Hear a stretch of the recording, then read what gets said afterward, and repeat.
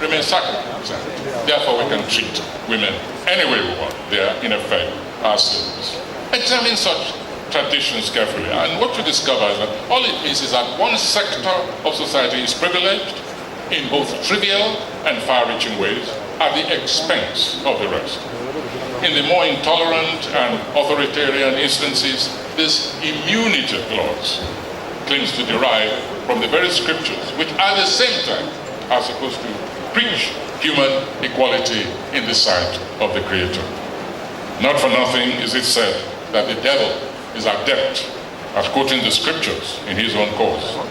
I think George Orwell's formulation in Animal Farm, placed in the mouth of the four-legged ideologue, the pig called Napoleon, in defense of the contradictions between precept and practice, resonates even more closely.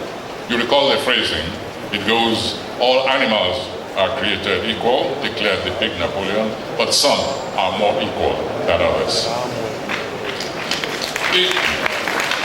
The refusal of divergence in human thought, in apprehension and expression of reality, lay at the murderous career of the Holy Roman Empire in its own time, with its grisly Inquisition, to be complemented by its global rival, the Islamic. A latecomer, but no less intolerant imperator of thought, the secular, atheistic empire of communism, completes the triad, whose imprint on the humanistic template remains largely one of blood and destruction. The rejection of that innate product of human intelligence, divergence, even within its own autogenic functions, that is, with the unique capacity to re-examine and disagree with its own former deductions and conclusions, this is what has engendered schisms that have endured and continue to take their toll on humanity till today, and in increasingly gruesome forms and numbing reckoning of human depletion.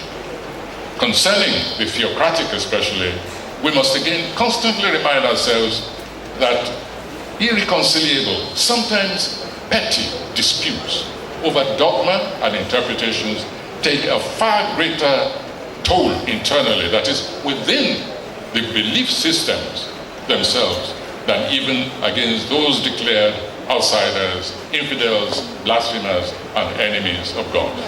Just look at Roman Catholics and Protestants in history, look at Shiites, and sudden blackout, the Shiites and the other group, I remember within the Islamic village, and others, the various schisms, micro-schisms, then larger schisms, swelling into imperial conduct, eliminating those who do not accept a little microcosmic bit of a doctrinaire position. Forgotten, or more likely simply never encountered, is the calm wisdom of the African Muslim sage of Mali, Tieno Boka, known sometimes as the sage of Bandiagara, who preached that truth is threefold. There is my truth, there is your truth, and there is the truth. There is, of course, also the possibility of a fourth, which is that there is no truth at all. An anarchic condition, I must confess, that leaves the world floundering in a moral void. Yet even this moral void may be considered preferable to the conduct of the fanatical absolutist truth enforcers of and their sole defining and enabling creed, morbidity. Kill. When in doubt, kill. When contested, kill. When bypassed, kill. Whatever the outlook or none, kill, kill, kill. This is clearly not culture, not even religious culture. Perhaps we should invent a new word. What about culture as opposed to culture? Because again and again, we see this morbid philosophy constantly on display. When in disagreement, kill. Before these works were being considered, yet another episode had taken place in a state in this country, Zamfara. This time, for deliberate purpose, real name emphasized. There's a history behind it. Zamfara has become the seeding bed for today's immediate religious amphitheater of blood. On our part, we must adhere to the belief that the quest for an ultimate, inviolable truth, undertaken peacefully, tolerantly, and with the consciousness of human fallibility, guarantees, at the very least, a progression of the world and our society, our community, intellectually, creatively, materially, and thus culturally. The alternative route is responsible for what we witness today. Mind closure, enabled by and furthering violence and massacres, material and intellectual wastage, the impoverishment of discourse, and a retreat from true cultural enlightenment. Call it by the name Al-Shabaab, Ansar Dine, Daesh, or ISIS, Boko Haram, Al-Qaeda, or whatever else. Our world is menaced today by a gospel of absolutist mind closure that seals off argument, permits no questions, criminalizes doubt, and anathemizes cultural pursuit. Intellectually impoverished, it knows how to spell only one word: submission. I dictate, you submit. I attempted to encapsulate its terminal dialectics over 5 years ago in my BBC Reith Lectures, Climate of Fear, as a declension from the solipsistic proclamation of I am right, you are wrong, to the morbid cul-de-sac of I'm right, you are dead. A world that is dedicated to the interrogation and enhancement of human existence, a pursuit that has taken humanity into galaxies light years away, finds itself ranged against a narcissistic cult of death in all its nihilism. That world today is locked in a deadly struggle, seeks answers, even beyond the legitimate response of preventive violence, to a sickening imposition of violence, more violence, and perpetual violence as the defining seizure of the human condition. Is this really where it all begins and ends?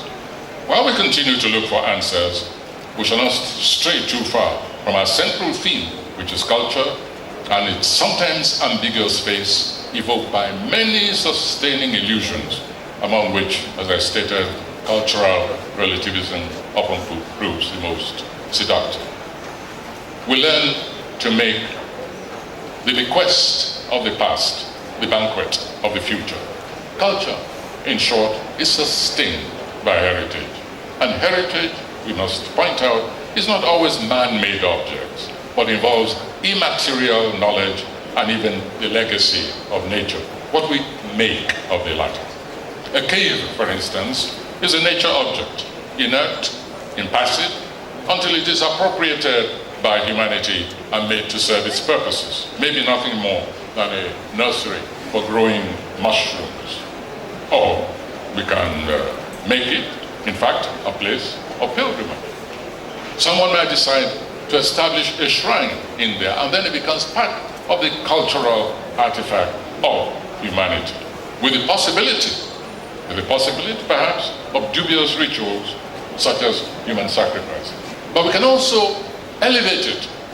Humanity is what elevates that inert cave to a scenic destination for admiration and enhancement. For instance, the famous rock paintings from Tunisia in the north to the south in Zimbabwe, right here in the east in Nigeria, and of course all over the entire globe. The Lascaux caves of France, for instance. That choice, the choice we make of that nature artifact, defines the act of culture.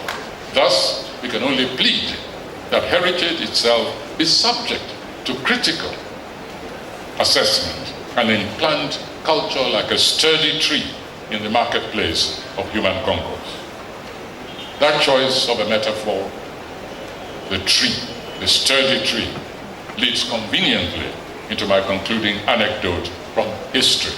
This time, a tree, another nature installation to appropriate a fitting expression from the art world.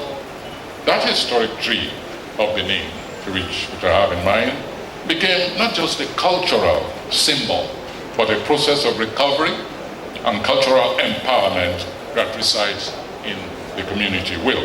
Sometimes not consciously, but it illustrates the genre of cultural will that transforms a mere object into a powerful tool of resistance, recollection.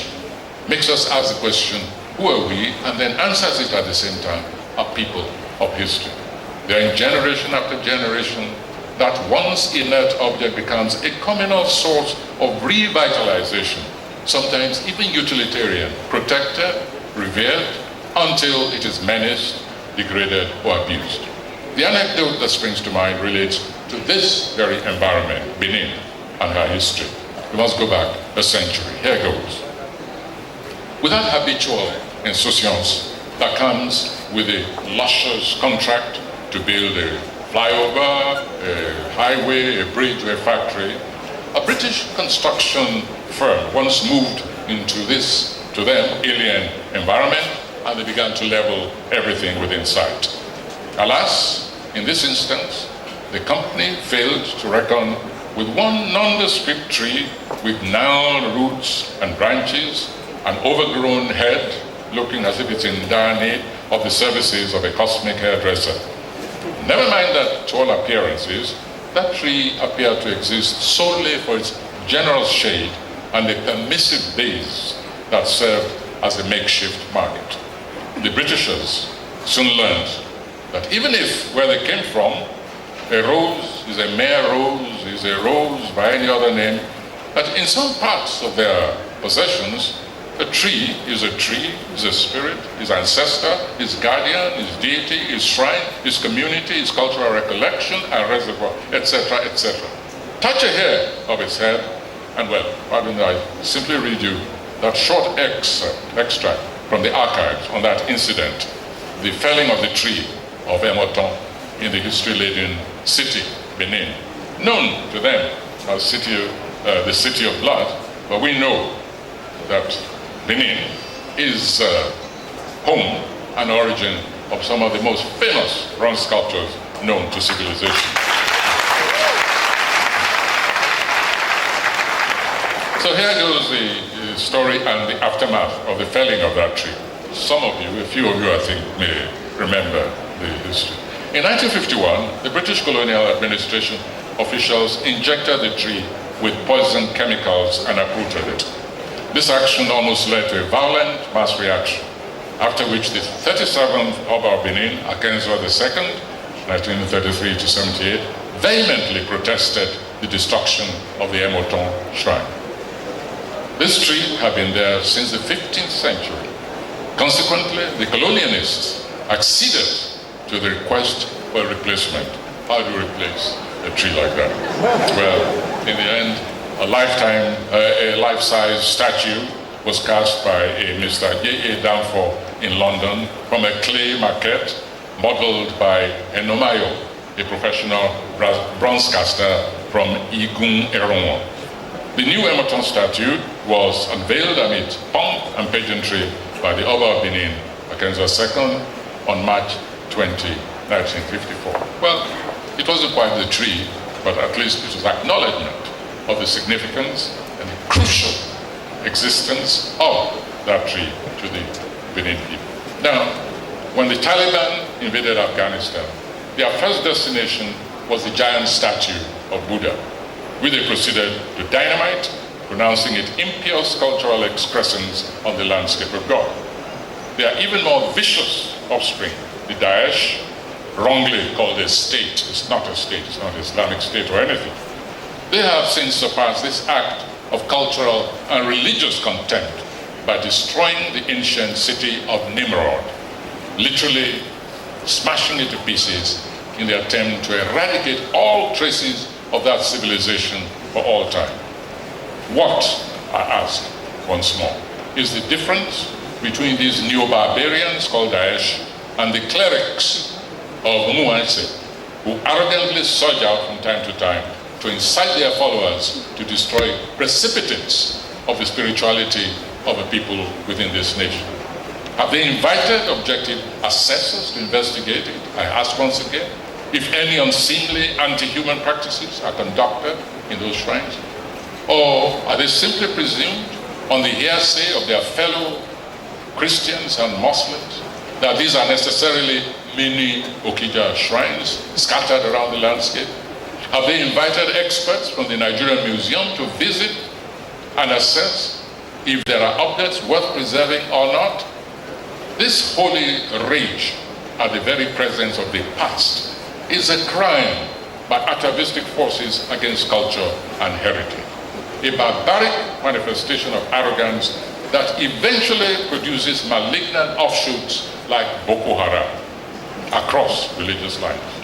You begin by decapitating the statue of Buddha or Orishanla or Ikenga or whatever, and you end up undervaluing humanity itself that produced these things and decapitating their living heirs and reproducers of past heritage. Right now, the world is living the lessons of religious insolence that knows only the morbid redress, creating widening pockets of intolerance all over the globe, with their lethal consequences. I believe, however, that culture thrives, will outlive its traducers, and rescue humanity from its spiritual challenges. Culture or culture, therein lies the choice, not even of the future, but of the present. Thank you. A postscript. Just a postscript, just a minute. Earlier, I made a mention of Zamfara with a special emphasis and mentioned it by name. No real name with her. On 26 November 2002, the Deputy Governor of Zamfara State, Mahmuda Aliyu Shinkafi,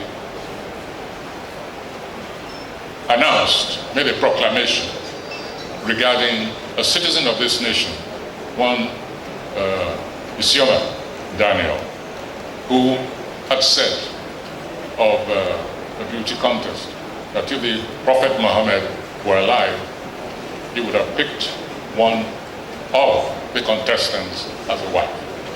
Now, for that alleged crime, I repeat, alleged crime, which I consider, by the way, a compliment to the aesthetic existence and judgment of any prophet in the world, she was sentenced to death. This deputy governor said, it is abiding on all Muslims, wherever they are, to consider the killing of this writer as a religious duty. Now, let us also emphasize the fact that the Supreme Islamic Council rejected this so-called fatwa. But what about the followers? What about the followers who heard only the words of that governor? Are they perhaps the ones who recently killed 8 fellow beings because of an alleged blasphemy? Up to this moment, we haven't even heard what was said, what was claimed to be blasphemy. No. But in my view, it is that toxin injected into the social consciousness of the followers of that religion which have burst through and resulted in the murder of 8 citizens.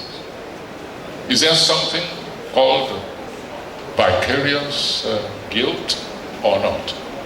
Because the question I ask is, was that deputy governor ever brought to trial?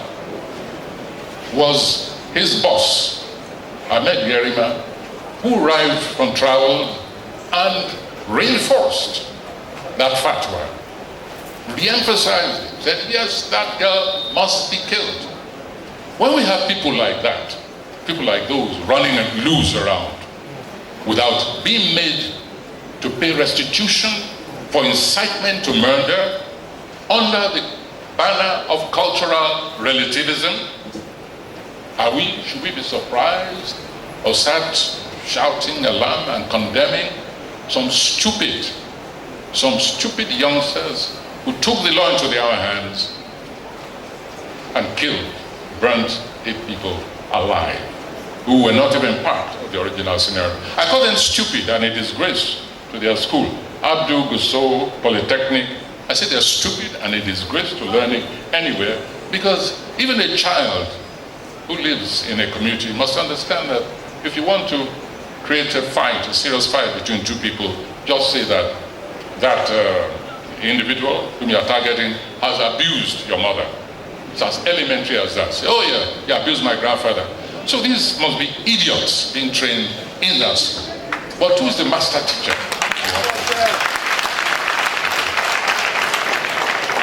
The lesson, you see, the lesson has been implanted. It's entered their brains. And it's happening, the consequences are happening all over the place in the country. It's what led, it's this kind of mentality that created Boko Haram and all its siblings. The sense of intolerance, the failure to understand that you are just another member of society and you have no rights over another human being. They are not slaves.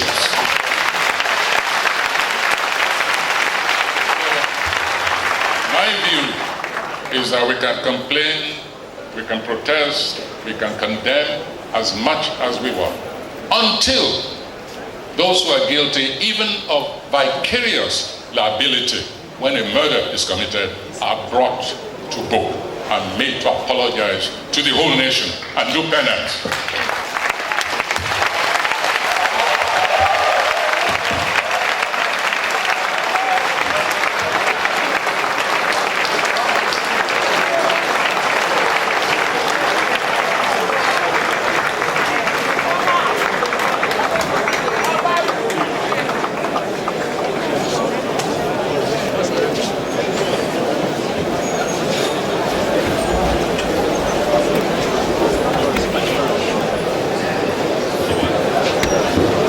Please, another round of applause for our eminent lecturer.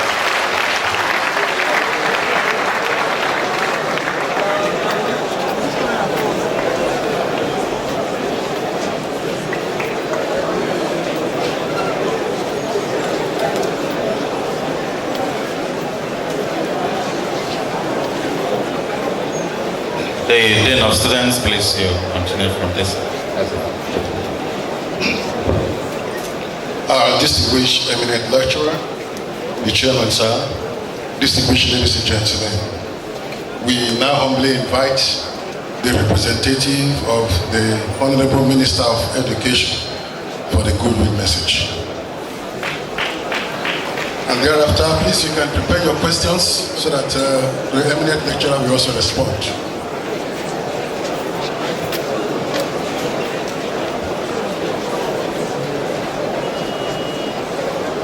Please ensure that your questions are written.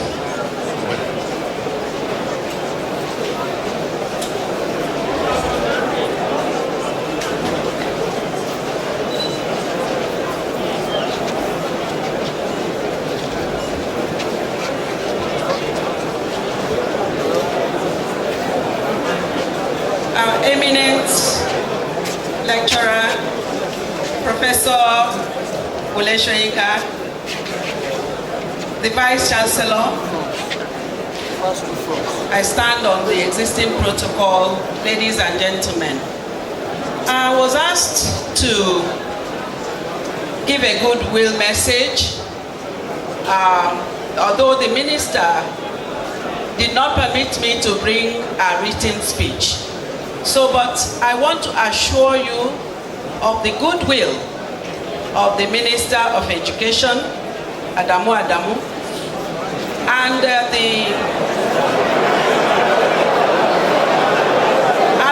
Minister of State. They would have very much liked to be here today because of the importance of this speech. I want to assure you that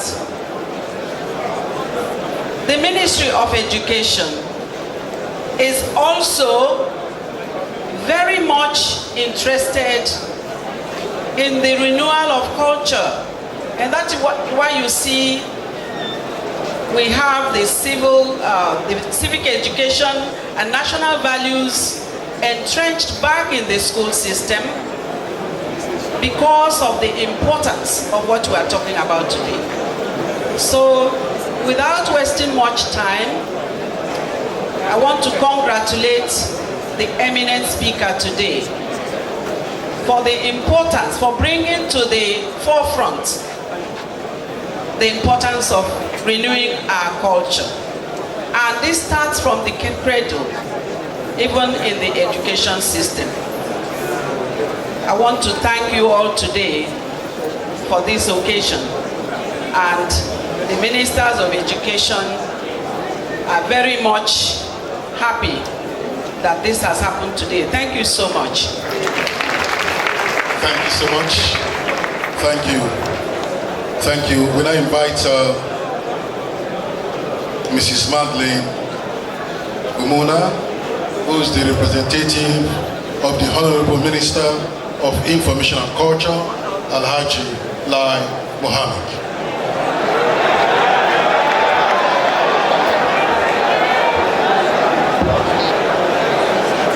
Hello? Is Lai Mohammed not Lai Mohammed?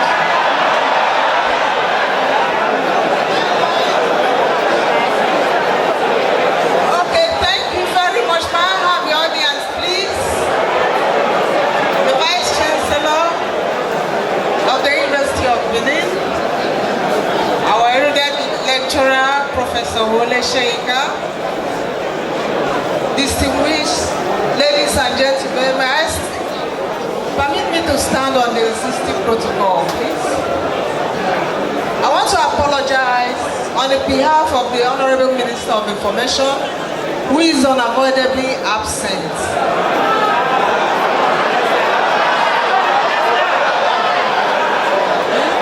Okay, due to exigencies of duty, I want to read his goodwill message. I wish to express my sincere thanks and gratitude to the chairman and members of the Governing Council, the Senate and Vice Chancellor of the University of Benin for the special invitation extended to me to grace the second edition of the Eminent Lecture Series. The choice of the topic, Culture at Risk, for this edition of the Eminent Lecture Series is quite germane and relevant to the national discourse on the importance of culture in Nigerians' national development.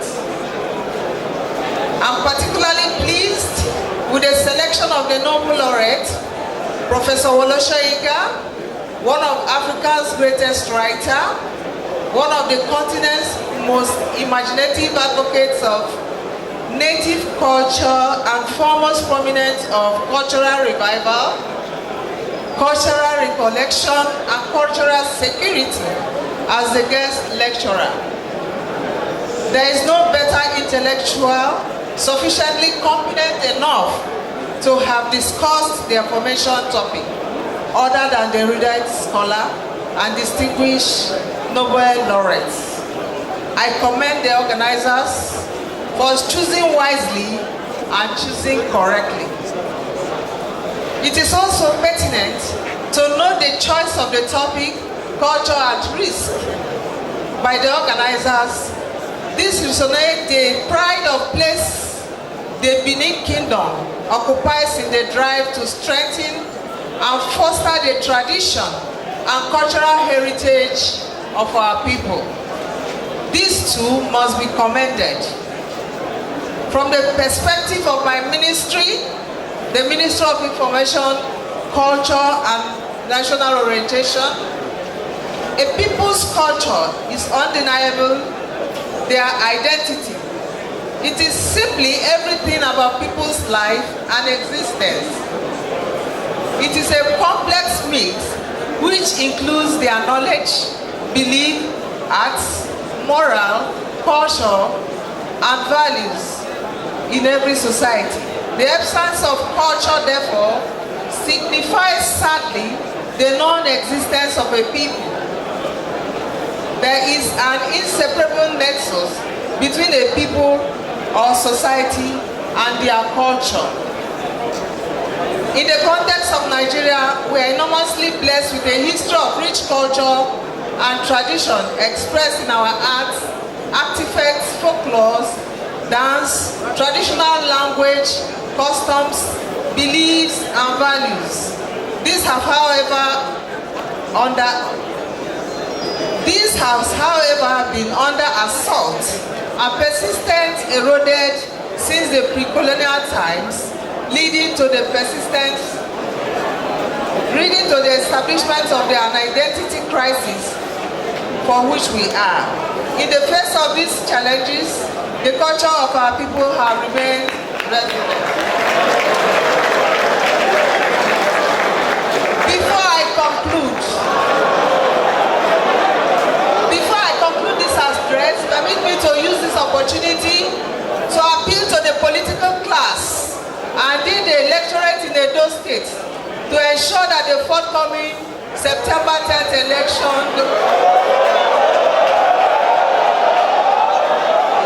is free, fair, and credible. Thank you very much.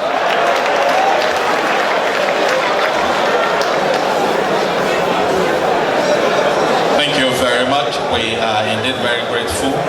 We also received a goodwill message from UBA. We want to thank you very seriously for sending down your goodwill message.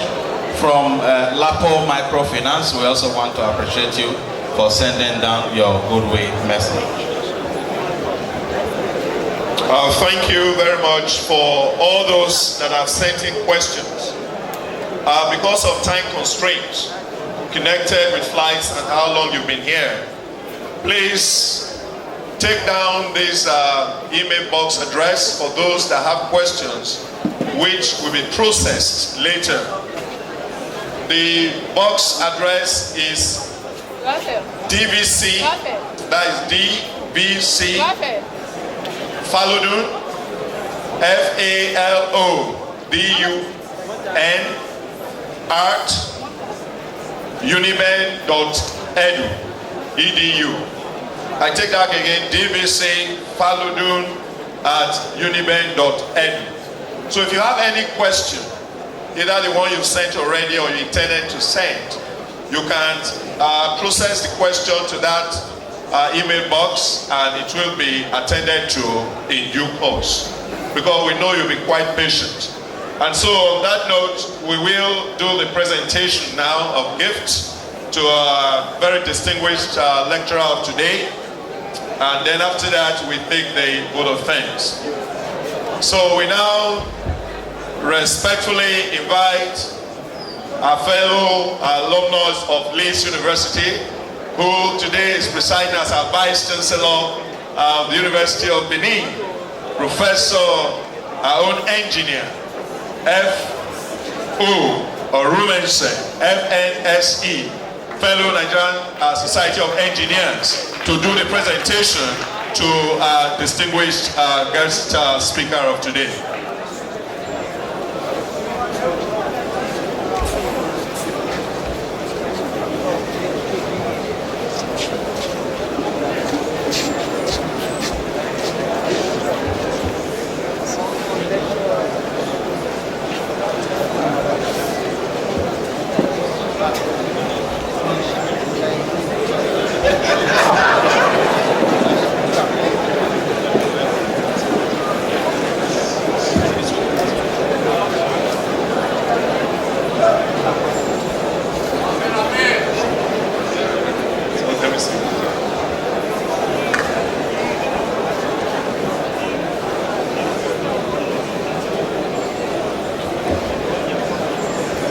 On behalf of the University of Benin, I present this gift to you, sir.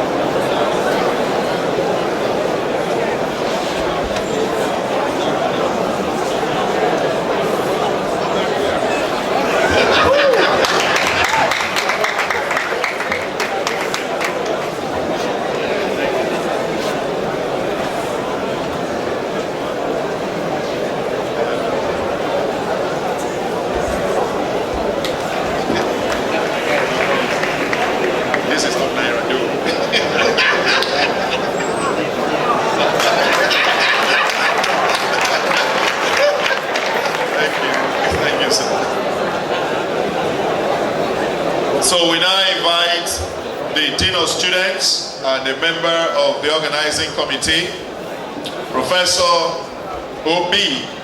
Osadolo, to please now come and move the vote of thanks to our distinguished guests and others here present today. Thank you.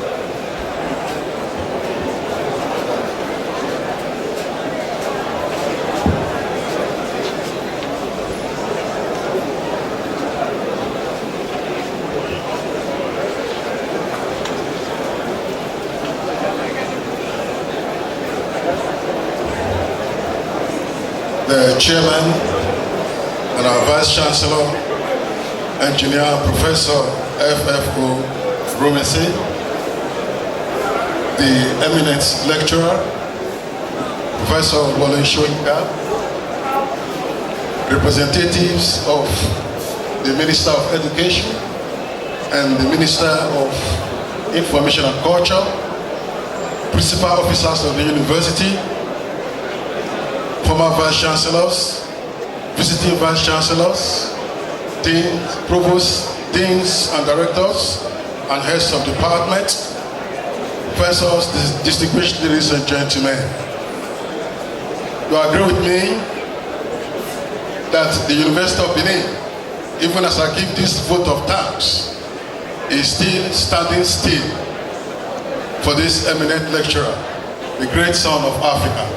Please can we rise on our feet to appreciate him for this eminent lecture that he has given today.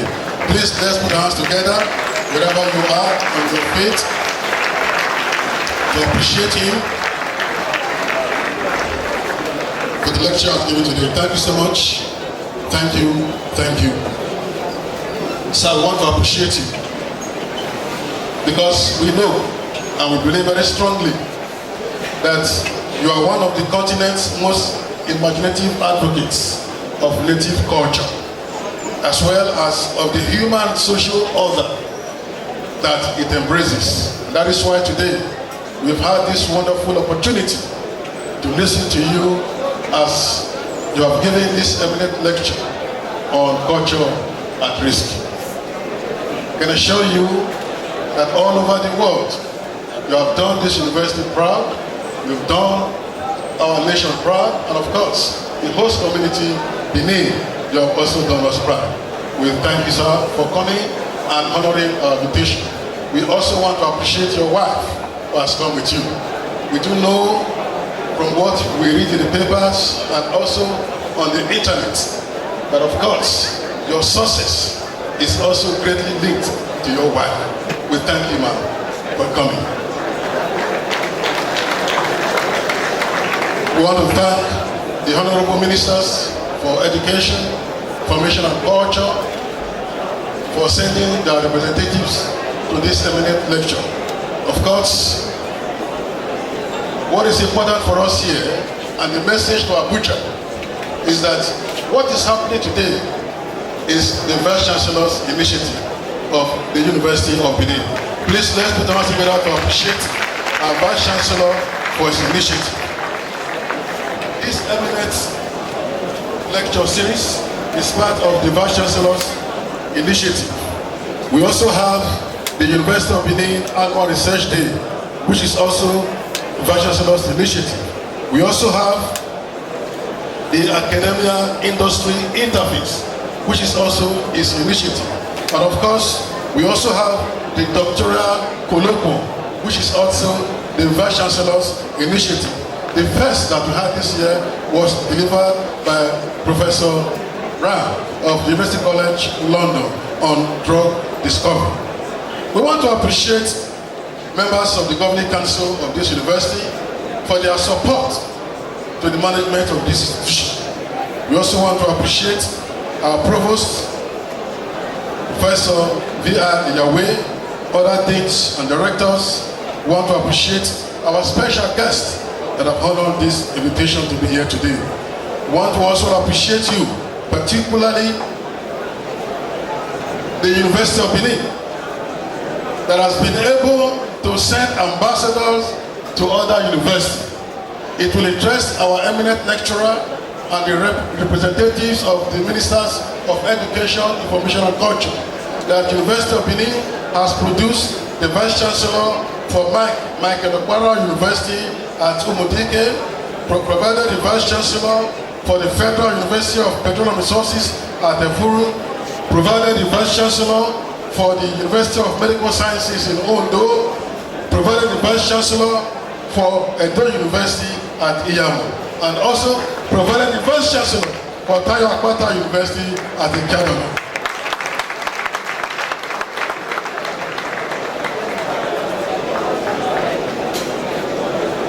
And it means that the University of Benin is doing greatly well. However, we want to appreciate the driving force behind the Vice Chancellor's initiative, the principal officers of our university. First, we want to appreciate the role played by the chairman of this committee, the Deputy Vice Chancellor Academic, Professor Abiodun Faludun. We also want to appreciate the role also played by Deputy Vice Chancellor Administration, Professor Lawrence Ezemoye. We also want to appreciate the role that is played also by Deputy Vice Chancellor Ekewan Campus, His Royal Highness, Professor Ogigwa. We want to appreciate the Registrar of the University, Mrs. O.A. Oshodi. We appreciate the librarian, we also appreciate our bursar. We want to appreciate our staff, we want to appreciate our students. And let me end by saying this, that today we have had the opportunity to drink from the source, the cornucopia of knowledge, the Nobel laureate himself, the pride of Africa that has come down to University of Benin. This kind of students and staff we have had today for this eminent lecture, I'm not sure we have had it in the 40 years history of the University of Benin. Let's come together to appreciate the eminent lecturer. Thank you so much. Finally, we want to appreciate our sponsors, those that made this event possible, that have contributed financially to the success of this second eminent lecture series. We want to appreciate LAPO, Lift Above Poverty Organization. We want to appreciate UBA, United Bank for Africa. We want to appreciate Pfizer. We want to appreciate GT Bank. We want to appreciate Pepsi and 7-Up. We want to also appreciate GoTrax, appreciate Stanbic IBTC, Zenith Bank, and Leadway Pension. And Flowware Pharmacy, we also want to appreciate you. Your contributions have contributed to the success of this event. And finally, we thank you, TDS, for the contributions you have made and your sponsorship. Thank you so much. Once again, let us rise on our feet to appreciate our eminent lecturer. Wherever you are, put your hands together and begin to appreciate him. Put your hands together. Put your hands together. Begin to appreciate him. Thank you so much. Thank you. Thank you. Thank you. God bless you all. Thank you very much. We want to thank please may we resume our seats. We want to thank the Dean of Students for thanking us. We also want to thank members of the committee. You are highly noted. May God bless you all. Immediately after this, the Vice Chancellor is inviting the eminent lecturer to a very short buffet, and all the immediate past Vice Chancellors, emeritus professors, provosts, deans, and directors, then the President worldwide, Uniben alumni. You are all invited at the University of Benin Banquet Hall. Please, it is by invitation. Thank you very much. We'll take the closing formalities. Okay, for others, Yes, don't worry. After that section, we'll let you know. And God will bless you richly. May we please rise. The Uniben anthem. 1, 2, go. Over the wide, wide world, our fruitful works unfold. What we sowed with joy and pride, with good our common goal. One heart and voice for all, will the purple clarion call.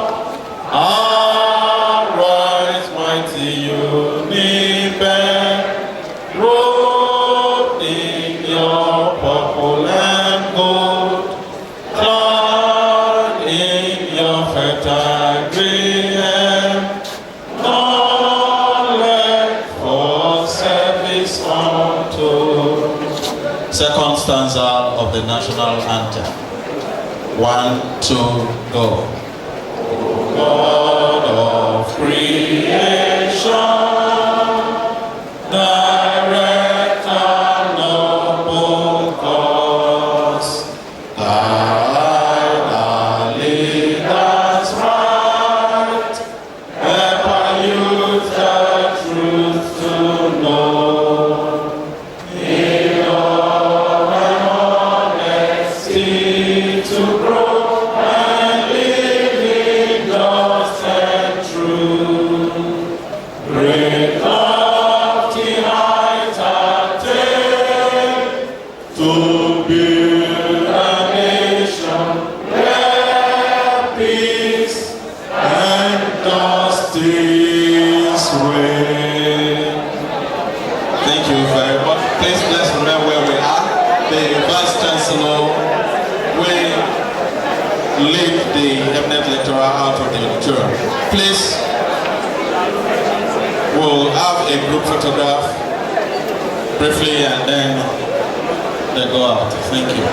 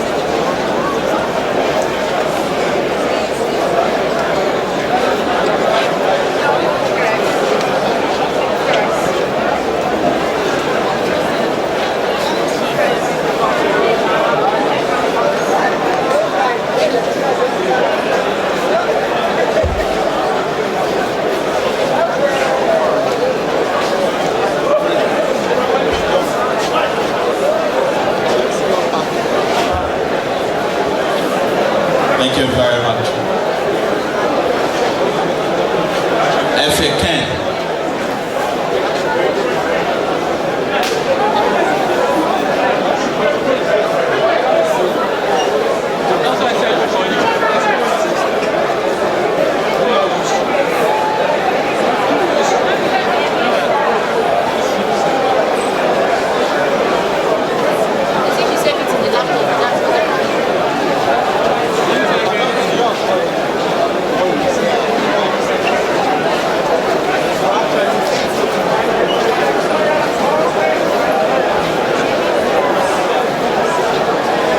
Please, the invited Vice Chancellors, High Priest, Provost Deans and Directors will please go to the banquet hall. Thank you. Japanese. Oh.